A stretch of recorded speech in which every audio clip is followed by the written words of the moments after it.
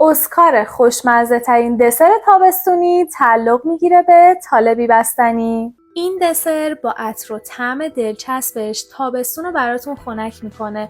یه بافت نرم و لطیف داره که هر کی امتحان کنه قطعاً دستورش ازتون میپرسه.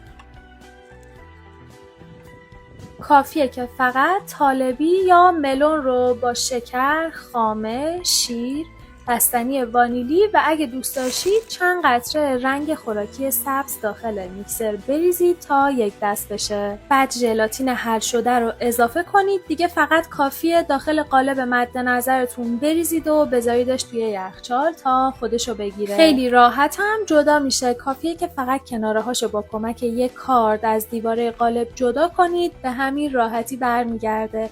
بعداً با هر چیزی که دوست دارید تزیینش کنید. من از توت فرنگی و خلال پسته استفاده کردم. امیدوارم شما هم درستش کنید و از طعمش نهایت لذت رو ببرید.